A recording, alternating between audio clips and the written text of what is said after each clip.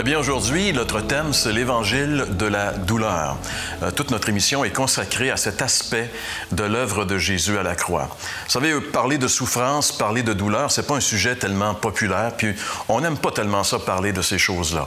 Je me rappelle de cette dame que j'ai vue dernièrement à la télévision, qui était interrogée sur la mort et qui disait qu'elle n'avait pas vraiment peur de mourir, mais qu'elle ne voulait pas souffrir.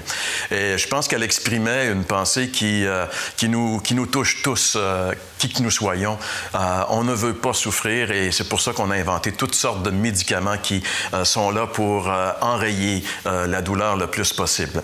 Mais si je me fie aussi à l'opinion des gens qu'on a interrogés, qu'on a entendus il y a quelques instants, il semble que très peu de personnes savent pourquoi Jésus a atrocement souffert. Et même, parmi les gens interrogés, plusieurs se demandaient même si Jésus avait souffert. Ça semble être vraiment une pensée ou une réalité qui est complètement ignorée par nos contemporains. Donc, j'ai l'impression aujourd'hui que je vais vous apprendre quelque chose de nouveau. C'est pourquoi je vous invite à demeurer avec nous, parce qu'on va parler de Jésus. Vous savez, pour que nos péchés, nos nombreux péchés soient pardonnés et pour que le ciel nous soit ouvert, il fallait que quelqu'un souffre terriblement et qu'il meure.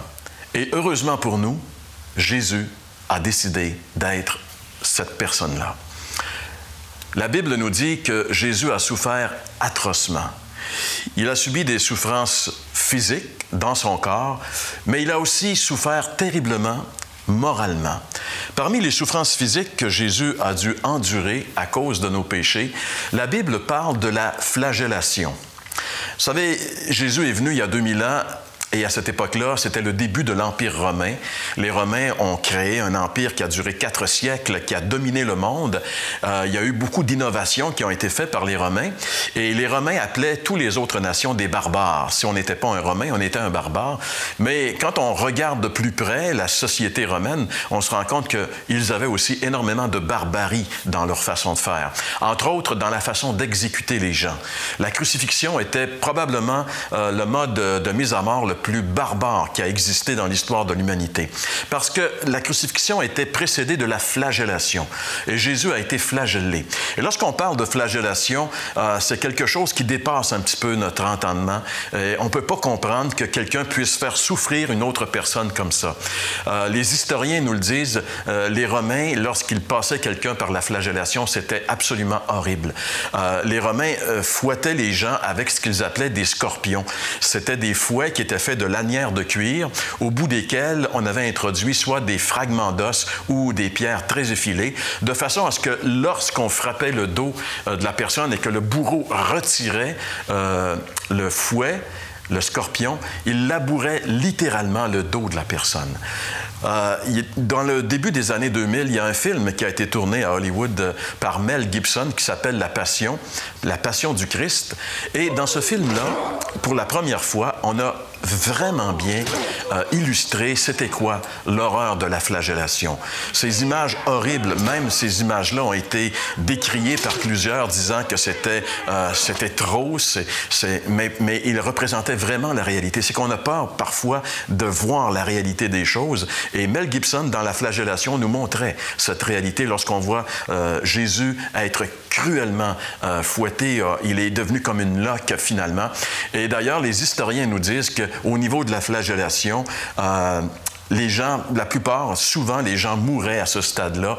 Leur dos était complètement ouvert, on voyait même les organes, et c'était quelque chose de terrible.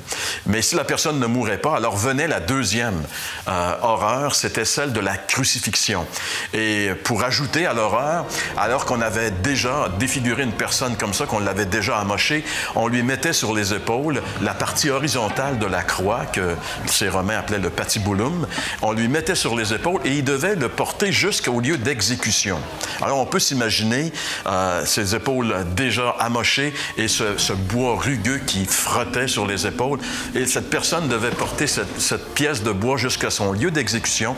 Et rendu à son lieu d'exécution, on joignait la pièce horizontale et la pièce verticale et on élevait cette personne face à tous les gens qui la regardaient.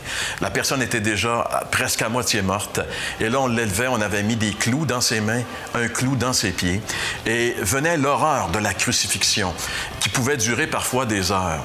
Et la personne qui était crucifiée souffrait tellement qu'il y avait un dicton qui disait qu'une personne qui mourait de crucifixion mourrait 1000 morts. Parmi les atrocités de la crucifixion, il y avait entre autres cette position inconfortable. Imaginez-vous être suspendu sur 2 pièces de bois. Tout le poids du corps reposait sur les pieds et les pieds étaient cloués sur une petite tablette, donc la plaie se déchirait. C'était atrocement souffrant.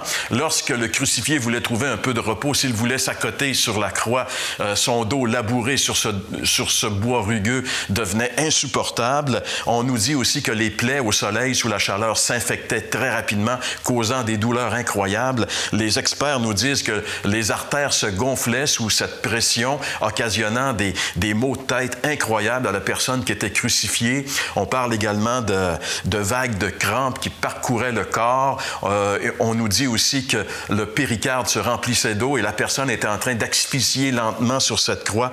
C'était tout à fait horrible, les souffrances physiques de la croix. Et Jésus a accepté de les subir parce qu'il vous aime, parce qu'il m'aime.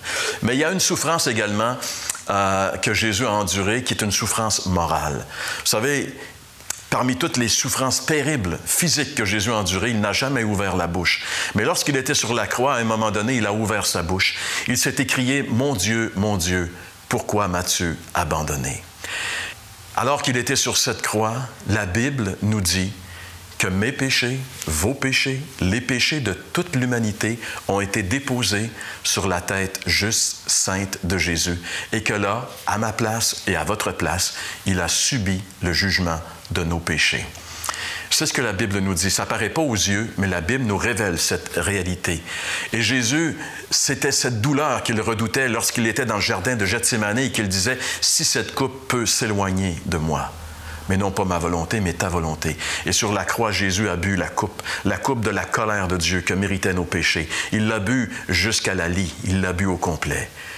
Parce que lorsqu'il était sur la croix, une de ses dernières paroles, c'est « Tout est accompli ». Si on ne se confie pas dans les souffrances de Jésus pour notre salut, la Bible dit que nous devrons souffrir cruellement pendant toute l'éternité. Tout péché mérite la mort, le jugement de Dieu. Jésus a accepté de prendre notre jugement. Mais si on le refuse, alors c'est nous qui devrons subir les atrocités qu'occasionnent nos péchés. Pourquoi? Alors que nous venons de considérer pendant quelques minutes les souffrances terribles que Jésus a accepté d'endurer pour vous et pour moi, pourquoi ne pas vous tourner vers lui maintenant? Ouvrez vos yeux et voyez-le sur la croix en train de subir ce terrible châtiment à votre place. Et dites-lui simplement merci et invitez-le dans votre vie comme votre Sauveur et comme votre Seigneur.